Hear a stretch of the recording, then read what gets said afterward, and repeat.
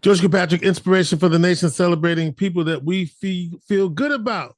Well, you've seen him on television. You heard his wisdom shared across the country on social media and on every platform. But today, our boy is here to talk about mental health, relationship trauma, and how we can all show up healthier for ourselves and the people we love, especially in the new year. Joining us now is Dr. Ish Major, board-certified psychiatrist, relationship expert, and nationally known voice of mental health, love, and healing.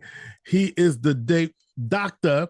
You've seen him on Marriage Boot Camp and many other platforms. And Dr. Ish, let's get this out the box. You got some things in the can you working on. Listen, man, we got a few things coming. Me and my bestie, Judge Toller from Divorce Court. Everybody knows her, everybody loves her. We're launching a podcast, top of 2026. So everybody's been asking for it, man.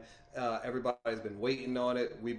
She's been waiting to kind of come back and be back in the spotlight and kind of do something. And she's ready now after everything happened with her husband and all that. So we're super excited about it, man. We missed that. What happened? Well, her husband passed away suddenly. Really? Oh. Tragically, yeah, 2 years ago. And so she's been really just taking the time to, spend with her boys. They have 6 sons, and she's been taking some time to heal with them and grieve the loss appropriately. And now she's like, Ish, I think I'm bored. I think I want to do some stuff. I'm like, let's go. Well, let's go. Let's love. We're waiting on you. We've been waiting on that text message. So come on. Yeah. And you got another little something in the can. So and now you can paint the picture. We can't tell you exactly what it is. Can't tell you what it is just yet. However, yes, you know these people, George. You love these people. You love to watch these people. You don't like telling people you love to watch these people, but it's everybody's guilty pleasure. So, from the folks who do Love After Lockup, from the folks who do 90 Day Fiance, we got something for you. We got a spinoff coming. Can't tell you what it is just yet, but oh my goodness, the drama is gonna be just the kind of thing I like to dive into and embed. So we're gonna be shooting that top of 2026, man. I can't wait. It's gonna be fun. And can I even go a little further to say they might see some things that they might be familiar with. They're going to see a lot of things they're going to be familiar with. Yes, for sure. That's all I can say. That's all I can say. It's a spinoff of one of the top 3 reality shows in the country right now. So it is going to be bonkers, man. I can't wait to work with these folks. I really can't. It's going to be fun. All right. So we got that out the way. I just want to make sure that people know that Dr. Ish has got some things cooking.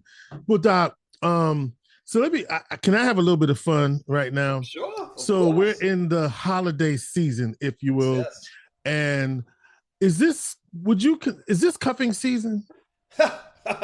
So now listen, if you are waiting to cuff someone or to be cuffed, then you're a little late, right? You should have, right? You're a little late. You should have had them cuffed up by the end of Halloween, going into November. So you got your Thanksgiving thing happening, and your Christmas, and then possibly your New Year's things happening. So we are deep. We are in the playoffs of cuffing season. Okay. so there's no walk on this. No. Well, then the flip side of that then is it breakup season? Oh, it absolutely is. Talk to me. It absolutely is. Because a lot of people get twisted about that, right? They're looking for the ring on the pillow, but actually it's the opposite. Talk to me. So listen, if you're talking about cuffing season or breakup season, it's a real thing. There's such a thing as divorce season, right? And it's usually February, March, April. Mm-hmm. But what people don't realize is what we are in is in decision season. Because everybody who's not in the great relationship, right, they're deciding right now, today, before Thanksgiving, before Christmas, for sure before New Year's, that I am not going to do another holiday season like this. So we are in decision season, and this is for sure breakup season. Folks are really just planning their time. They're looking at days off. When do I have to be here? When do I have to be there? When can I drop the bomb and get up out of here and not deal with the fallout? So this is for sure breakup season. It's tough because it's holidays, right? We've got plans. There's gifts that have been bought. There are plans that have been made. All these things that we're looking forward to. But this is decision season, because this is when folks feel like, I've had enough. And they say that thing we've heard before, George. They say, you know what? I cannot do another year like I did this year. And they decide to move on. How do you know if that's you? In other words, if you, because some people are blindsided by that. But Sure. on the other side of it, that person has been stewing with this for a minute. Right. What are things that you could be looking for, and is there any way to save it? Yeah, that's a tough question, man. Listen, if you're married or in a committed relationship and you've been there for some years and you're thinking about ending it or moving on, well, this is something you've been deciding for the last 3 years, right? If you're getting divorced in 2026, you made the decision to get divorced in 2023, and you've been trying to figure out and wrap your head around it for the last 3 years. That's usually how that works. So if you're in a relationship and you're thinking, I don't know if I'm as happy as I need to be. I don't know if I'm being loved and cared for and nurtured and feeling valued and respected like I need to be. And you're thinking it's time to end it. Well, if you're thinking that, the other person's thinking that too. So your first thing you need to do is have a conversation about it. Say, listen, I don't know if this is what you've been feeling, but here's where I am with it, right? And see if you like the answer. Right? You are straightforward. So what happens is, so I take that, what you just said, to mean that for many of us, we're in denial about what's really going on. And we don't want to face what's really going on. And then all of a sudden we act all surprised, like that is not going on. True? It's absolutely true. You've been in a relationship where you haven't had sex in months. You've been in a relationship where y'all haven't talked about anything new in years. You've been in a relationship where you haven't held this person's hand. You can't remember when, and then you want to act surprised when they tell you they're not happy, right? Or you want to be dumbstruck when somebody asks you, is your partner happy? So a lot of us, we're in denial because we're in comfort, right? And for most of us, George, we're going to choose the thing that's familiar rather than the thing that's functional. A lot of us have been in bad relationships. We know how to get through a tough day. We know how to get through it when they got some attitude. We know how to get through it when they don't want to talk right now. We know how to get through it, right, when there's no nakedness happening. We know how to get through these tough times. So we just hunker down. And the wintertime, remember, wintertime is a time when we generally don't like to change things, right? Mm-hmm. So we just kind of hunker down and want to and put those psychological blinders on. And then we end up saying we're blindsided. But in the end, you kind of knew it was coming. Let me follow up on this not having sex, because on the other hand, and I want to know if you notice this is true, could you be having sex in spite of? In other words, that you're trying to use sex as a way to cure the ills. Yeah. The flip side of it is not having sex. The other side of that is I'm having sex and it ain't fixing nothing. Right. Well, sometimes sex can be the glue that keeps you together. When the words fail, when the connection is faltering, when the hand holding isn't working, when I don't like your people and you don't like mine, right? Well, I'm no longer curious about what you have going on in life. Sex can be the thing that tricks people into thinking, we still got that, right? That's one thing we still know how to do well, because it's never about the words. It's never about the sex. It's never about the thing. It's about the connection. Mm-hmm. So we're just trying to find a way to stay connected, literally, physically. If we can physically connect, then that can help us feel like we've got a chance to fix the other part. So sex can be the glue for sure, but it can also be the blindfold, because it can trick you into thinking that you've got the connection when really all you have is comfort. I want to go. I've seen some fun things over the last few months on your Instagram, and I want to just ask you about some of because you have a thing that you put out on your Instagram. And so this is good to, we're going to get to some of the mental health stuff in the holiday season. We're going to get to but I told Dr. Ish I want to have some fun up front. All right. So you said, I guess you get listeners' questions, Dr. Ish Majors on Instagram and IG and X or whatever you call it. And so one of the things you said, you can be happy with a husband or a hobby. Ooh, you ain't do that to them ladies. What you doing to the ladies? Yes, I did. Because it's the word of the day. Denial. What you got? You got a partner or you got a project? What you got? Right. Because that's the thing. You've got to choose your happiness. You know, Ilyana says it all the time. You get to design your life. You get to set it up exactly how you want it. What you got? You got a husband or you got a hobby? Something you got to worry about every Friday and Saturday night and every Sunday morning, right? That's a hobby. Somebody who you gotta pick him up, dust him off, shine him up, put him out to the world, and hope that the world is going to accept him. And by that world, I mean your family, your girlfriends, your coworkers, all this stuff, right? So that's a hobby, right?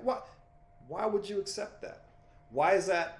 Why do you deserve just that? Right? Why does it? Who taught you that it had to be work? Why can't he come to you as a fully made toy? You just got to take it out the box and start playing with him.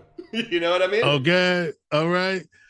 So what makes some people think that they can take a hobby and perfect it? Well, first of all, they're women. Right? That's what they do. They love things into being. Literally. They will, right? They love humanity into being. We know nobody's here without a woman's love. We just aren't. And so it's biologically, they're hardwired to do it. It's who they are, man. And thank God for it, because none of us would be here without it. However, right? As you're loving this person into being, right? As you're picking it up and shining it off, and you're putting a Band-Aid on the broken wing, and you're putting some ointment on the bruised paw, you also got to stop and ask yourself, is it loving you back? My mom would always say, son, remember, she knew who I was, right? She knew I had a big heart and I gave more than I received, would take back in. She was like, son, you got to remember, she told me this before she died, it's not only just about the love you have for her, it's also about the love she's got for you. How many times have your women clients in particular have said to you, I fixed him up and he walked out the door? How often have you heard that? Only about 3,000 times a year. That's about it. But there's some psychology at work here now, right? So let's peek the psychology. Let's go through it. Let's break it down. Let's peel back the onion. So here's the thing. I'm coming from a space where I haven't shown up my best for myself, right? Whether it's lack of opportunity, whether it's environment, whether it's a dad who wasn't there, whether it's a mom who was too busy, whatever the cliche, pick the cliche, right? They're all valid. They all mean something because they all shape how we think about ourselves. But for whatever reason, I haven't shown up as fully as I needed to be. And I met this person, oh my gosh, she believes in me. That's the one thing she does. She believed in me. She helped me think I can do it. And then she provided resources and stability to help me get there. Is it an address? Is it Wi-Fi? Is it a cell phone? Is it transportation? Is it clothes where I can go and interview? Is it access to education or training or skill set where I can go do some stuff, right? And now, 6 months, 9 months, 12 months down the road, I'm showing up as a better human, man. I feel good about myself. I'm proud of myself. I am deeply, eternally grateful for everything she's done. But the one thing I don't want to do is think about the guy I used to be. I've turned the page on that. This is a new chapter now, George. That was chapter 1. Now I'm in chapter 3 right now. See? And that dude don't show up in chapter 3. That's a different dude. So what I don't want is a reminder of who I used to be. Every time I look at you, I think about the guy I used to be and not the guy I was. So I want somebody who know me now. That I would, if just what you said, that is muffed up. Because what? Right. You know, wait. How say it a different way? Blah blah, please. Are you kidding me?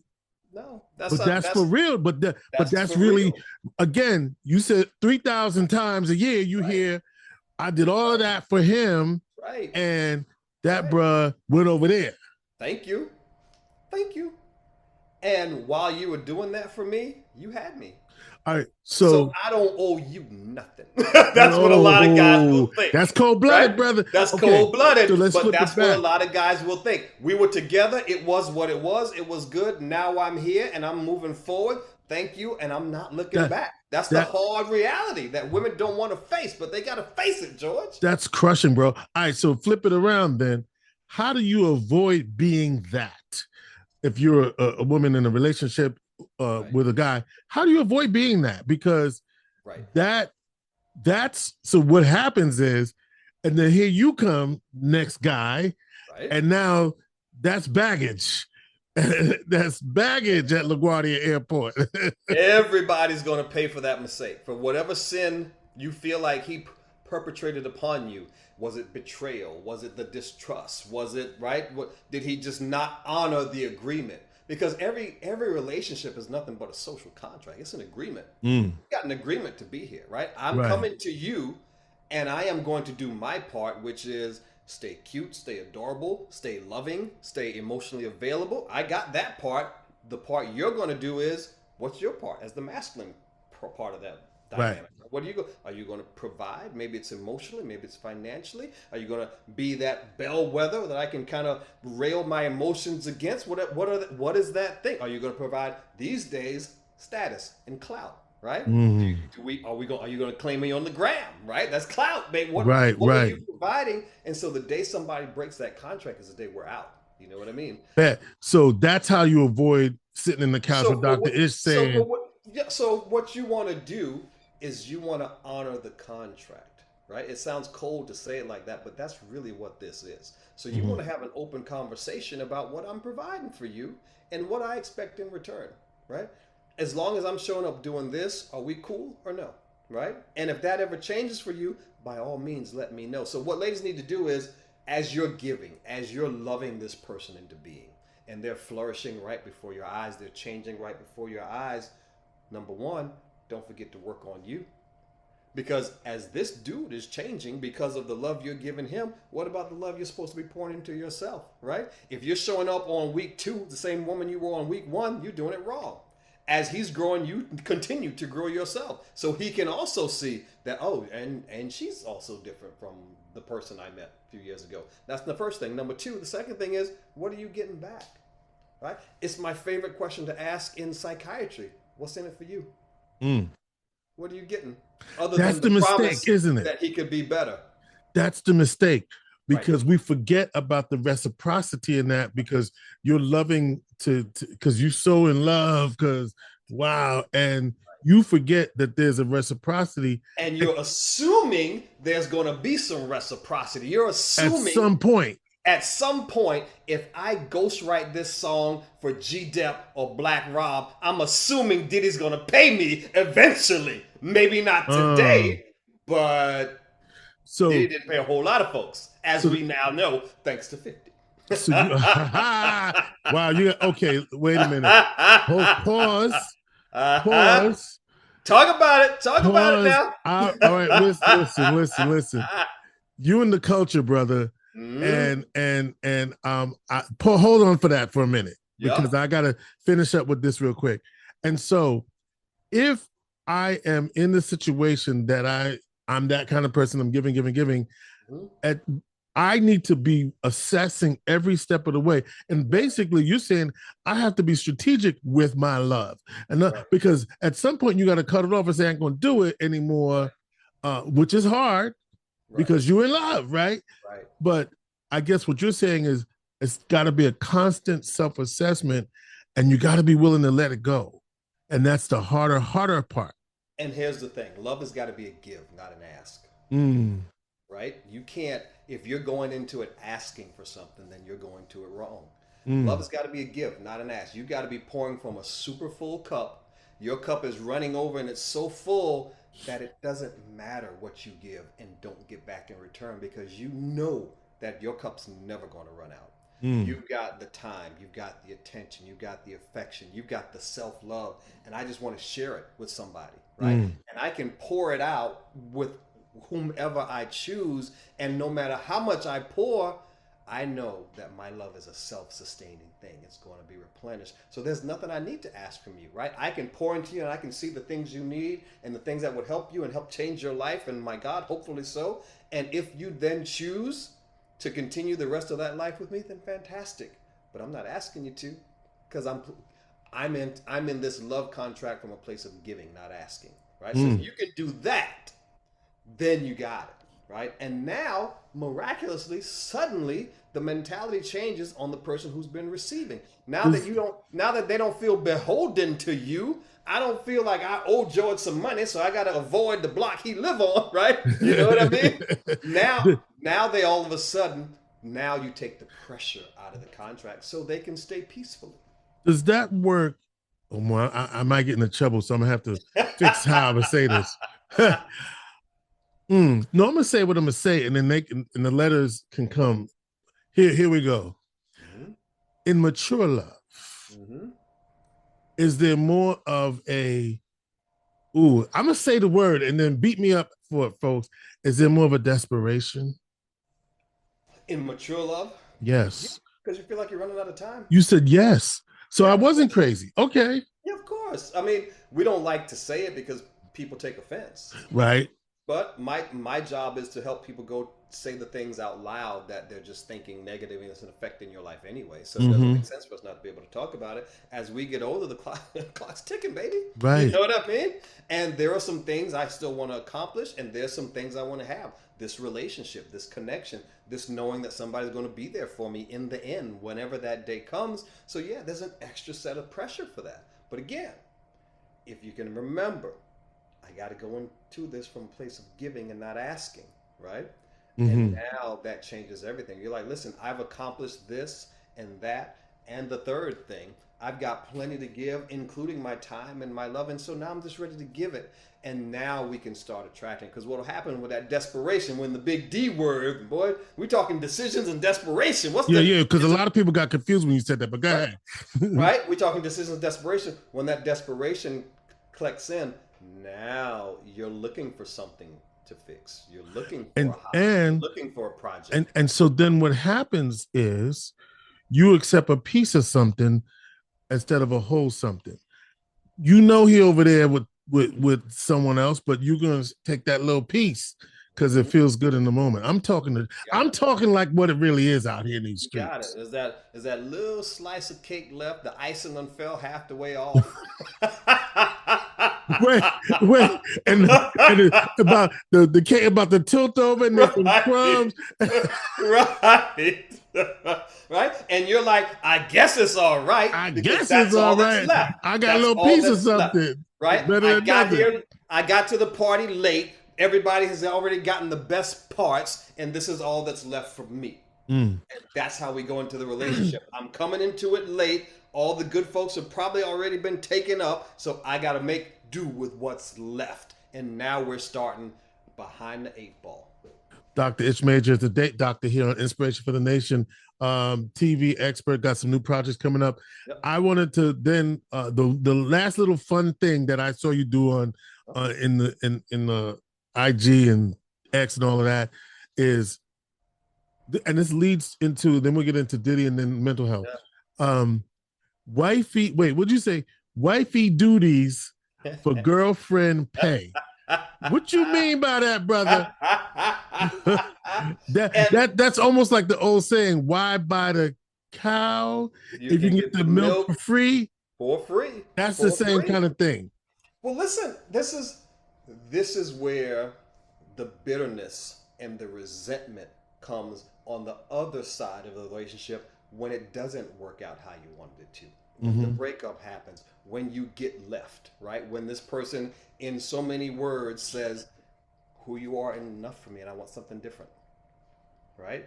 And it's like, but wait, I got you back in school. I got you training for a new job. I helped you make more money. I drove you to work. I let you drive me to work in my car and then drive yourself to work. I gave you a place to lay your head every single night. I cooked for you. I cleaned. I washed your funky drawers, okay? I did all these things for you. And what? And now what? What? And so women say, what more could I do to show him that I was wife material? What more could I have done to show him that I was a good woman? I was a loyal woman. I would stick by him no matter what. I never judged him no matter what. And this is the thanks I get? So that's where it comes from. You've been doing wifey duties for girlfriend pay because he never promised you anything else in the contract. He didn't, right? He just didn't. You assume that because if you'd had the conversation, you would have given him an opportunity to say or not say what it was he was looking for and willing to provide in return for what you were doing. But we just go on assumptions. If I can show and prove this, then I'm sure they'll love me. That's the contract we make with ourselves in our own mind. You know what I think, Doc? I don't think brothers, I don't, well, this is my bias. So you tell me if I'm wrong. You keep talking about having this conversation.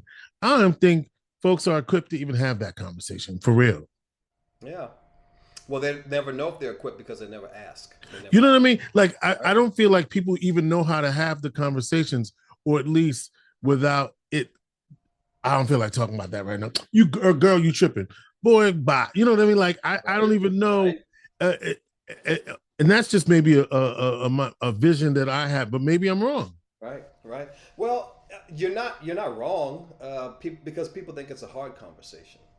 Right, and we tend to avoid those types of conversations. Yeah. With hurt somebody's feelings or let somebody down, or they may have an opportunity to discover that who we are isn't who they thought we were, and I might not be good. So we tend to avoid all those conversations at work, in our families, in our relationships. We just kind of want to avoid those because we think they're hard.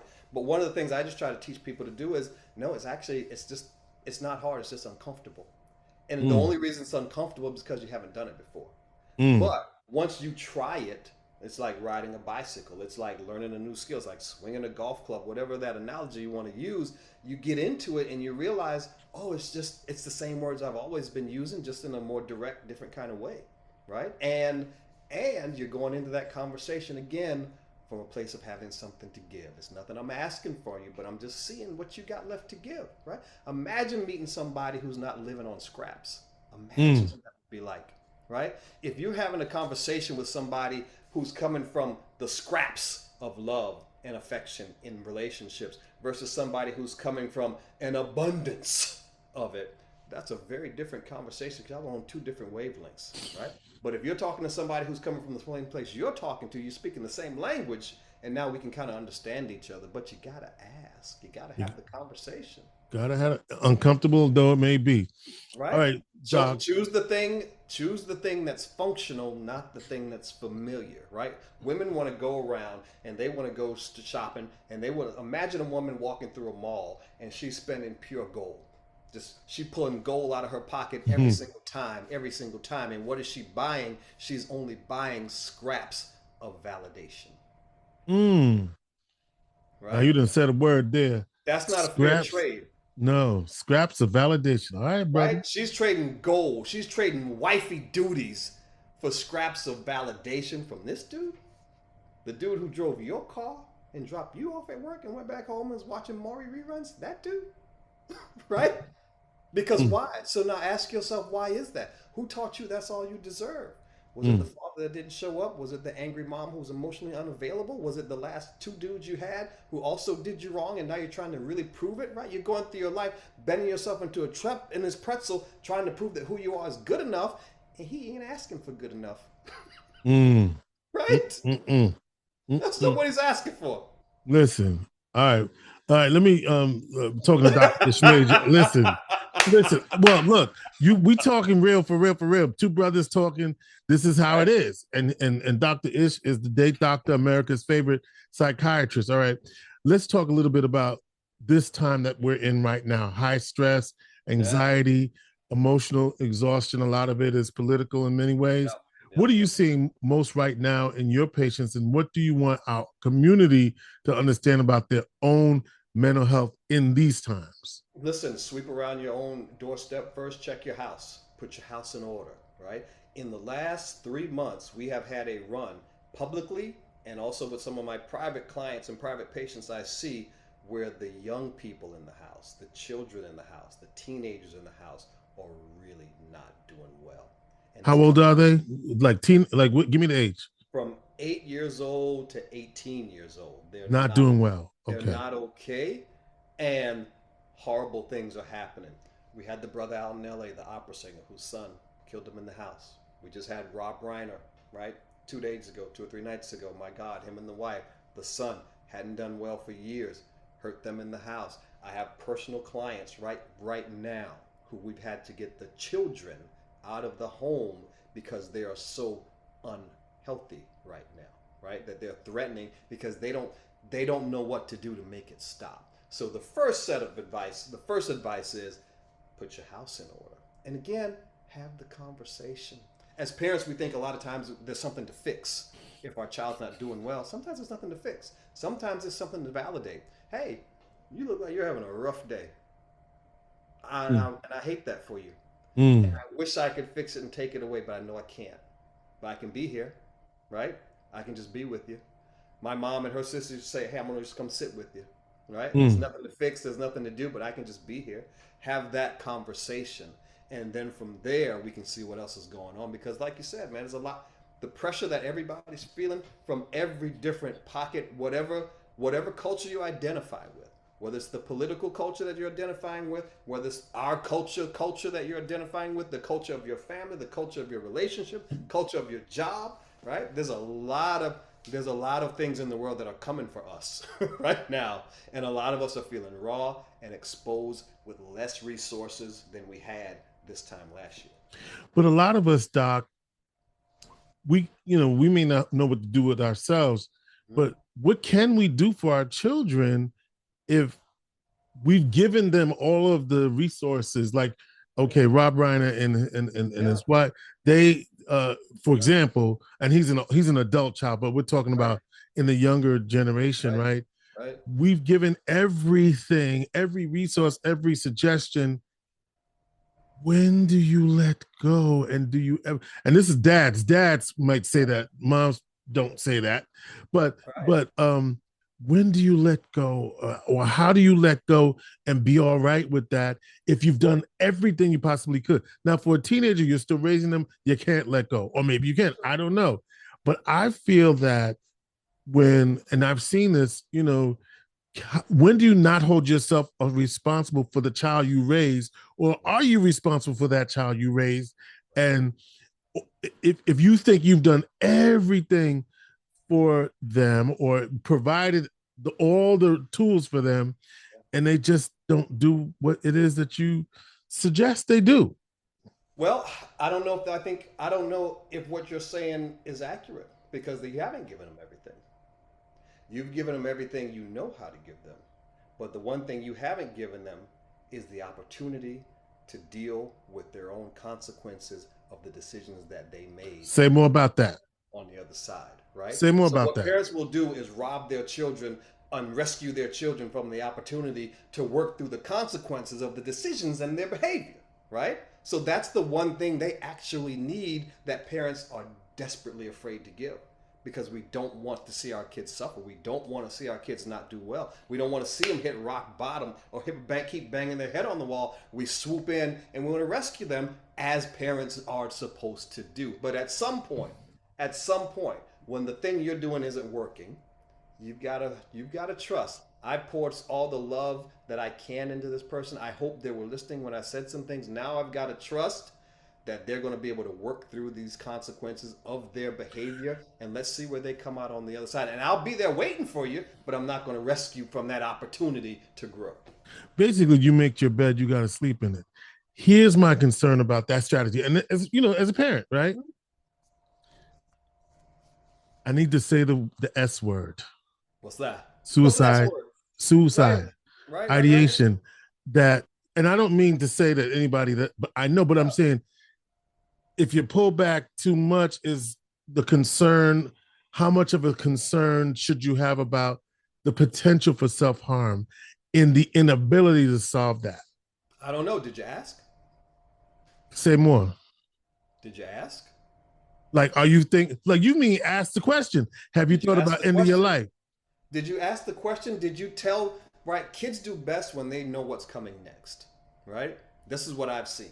When your kid knows what's coming next, when you have prepared them adequately for the uncertainty of the future, they do well. They flourish. Mm-hmm. So here's what you say. Listen, it's been rough, right? We both can admit that it's been rough.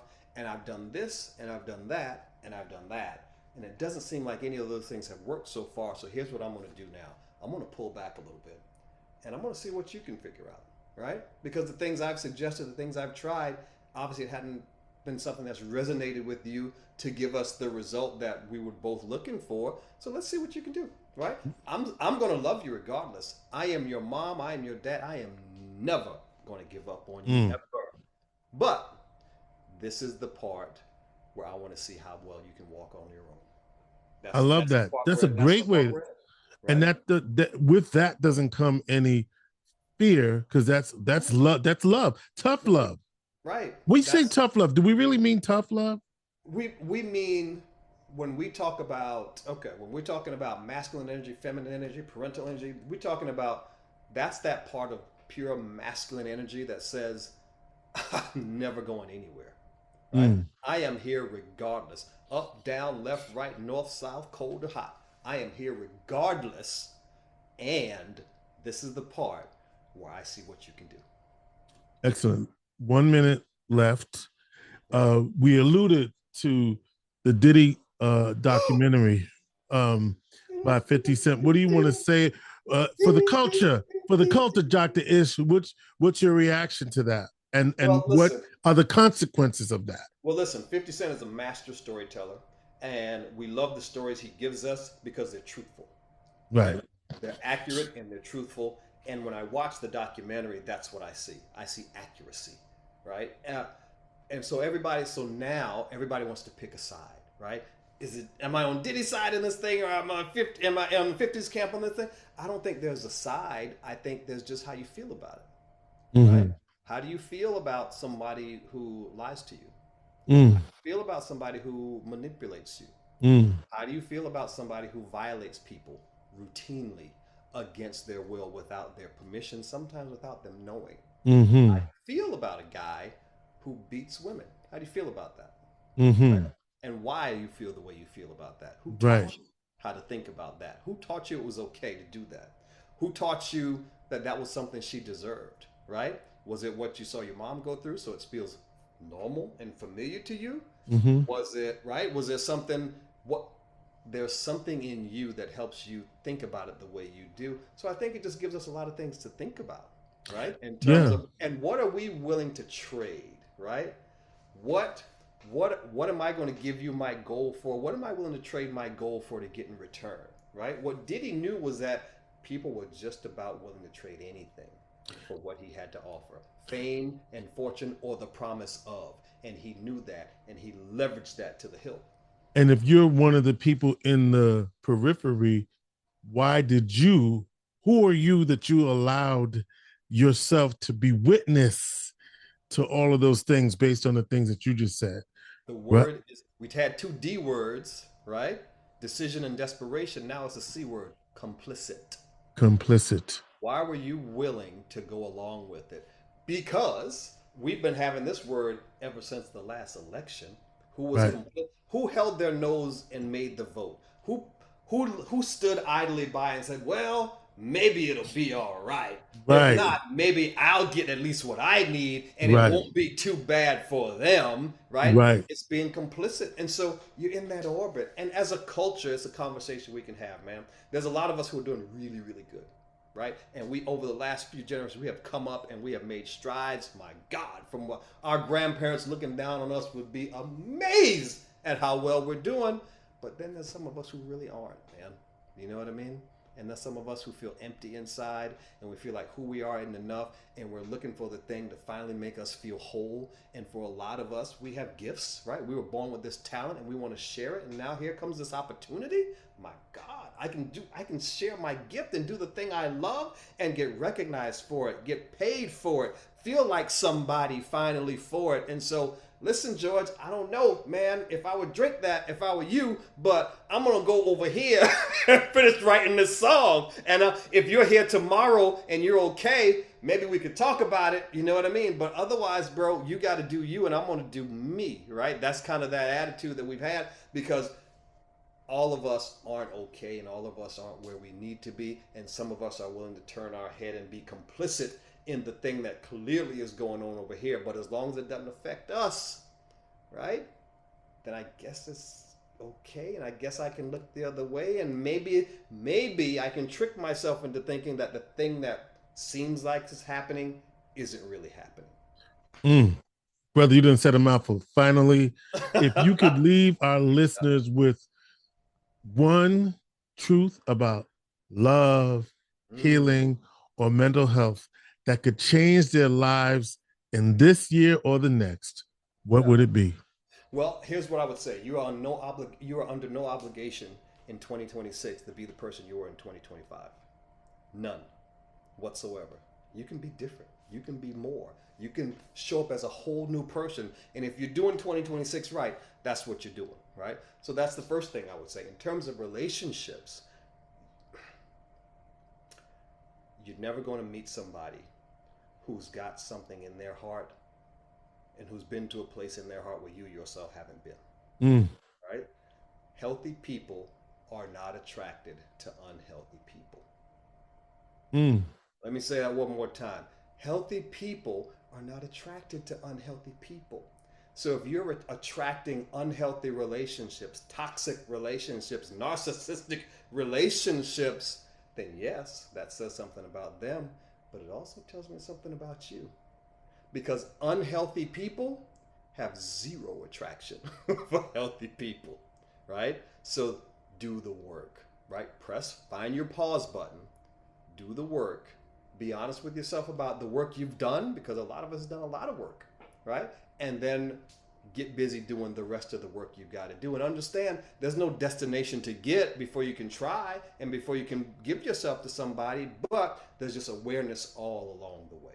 You know what I mean? And you're a psychiatrist, so people need, if they're feeling that they can't handle it, seek out therapeutic support, right? It is. If you feel like it's overwhelming, which it is for a lot of us, if you feel like life is really overstimulating, which it is for a lot of us, you got to have a list. I tell my little ones this every single day. Who's on your safe persons list? Right? Who's that person who you can talk to? They're going to have time. They're not going to judge. They're not going to overreact. They're not going to underreact, but they're going to treat it exactly as it is, right? So you need 2 or 3 folks on that list. It could be family. It can be work family. It could be whomever. But you got to find that person. And then from there, trust that what they're going to tell you is going to be in your best interest, right? So that's just from a global mental health standpoint. And if you're thinking about love, you just got to, a lot of us are chasing it, right? People we watched on that Diddy documentary, they were chasing something, man. They were chasing that dream. They were chasing that feeling. They were chasing finally being enough. They were trying to chase that empty feeling away. And a lot of us are doing the same thing in our relationship, man. We chase a lot, but love it's not something you chase, and it's not something you earn. It's just something you are. Something that you are. That you are, right? And when you can walk into a room and give it freely and not have to worry about what you're going to get back in return, that's when you're ready. Dr. Ish Major, America's favorite psychiatrist. Find him on all the social media platforms, Dr. Ish Major, Instagram, X, Facebook, everywhere, all the time, ishmajor.com. And he reminds us that healing is possible, growth is intentional, and that healthy relationships start within. Absolutely. Right? Absolutely. Pour from a full cup, right? Full cup. I know I've been blessed. Dr. Ish Major, thank you so much. Look for him in the new year, a couple of podcasts coming. He's got a new show coming with some familiar faces. I'm blinking. Super familiar faces. If you're in the queue, yeah. What's that hand sign? Yeah. Oh yeah. All right, listen, Doctor, it's always a pleasure, brother. Yes, Much sir. love to you, and just appreciate you and your friendship over the years. Yeah. You are truly a blessing, and I thank you for who you are and what you bring to this country, because it's not just what you bring to this show, but it's what you're bringing to the country as a mental health professional in this country, providing support to not only our community, but the entire communities. So appreciate you, bro. Well, I received that, man. Thank you for that. Yeah. Inspiration for the nation. Celebrating people we feel good about, like Dr. Ish Major.